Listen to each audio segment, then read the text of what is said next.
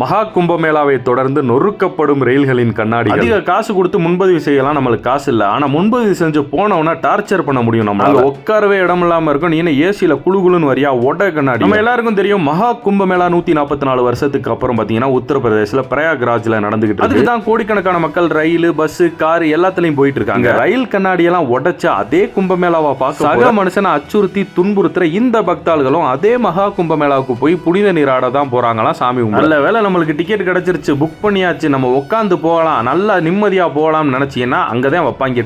எங்க நீ அமைதியா நிம்மதியா உட்காந்து போயிரு வாப்போம், கல்லு வரும் மண்டைக்கு அப்படின்னு சொல்லி எல்லாம் கல்ல விட்டு எரிஞ்சுக்கிறாங்க. உட்கார இடம் கிடைக்கலன்னு உட்கார்ந்து இருக்கவங்க மேல தண்ணி எழுதி ஊத்திட்டு இருக்காங்க. அட இது என்னங்க, இதோட ஒரு ஸ்பெஷல் ஐட்டம் இருக்கு. இந்த காட்டு வாரணாசில இருந்து யூபி போற ட்ரெயின்ல என்ஜின்ல ஏறிட்டாங்க. என் மாட்டுக்கு எங்கெல்லாம் கதவு திறந்திருக்கோ எல்லாத்துலயும் ஏறி இருக்காங்க. எந்த ஒரு கதவு திறந்திருக்கு ஏறி ஏறி ஏறி எல்லாம் ஏறி உள்ள போய் கதவை சாத்திக்கிட்டாங்க. அப்புறம் ரயில்வே அதிகாரிகள், அப்புறம் இன்ஜினை இயக்குற பைலட் எல்லாரும் வந்து அடைய தற்கொலையில இது பேசஞ்சர் பெட்டி இல்லடா, இது இன்ஜின்ரா, இறங்கி வாங்கடான்னு சொல்லி எல்லாரையும் இறக்கிருக்காங்க. இப்படி எல்லாம் அராஜகம் பண்ணி சக மனுஷனை துன்புறுத்தி அச்சுறுத்தி இவங்க மகா கும்பமேளாவுக்கு போய் புனித நீராடி சாமியை கும்பிட்டாங்கன்னா அவங்களுக்கு மோச்சம் கிடைச்சிடும். அப்படித்தானே?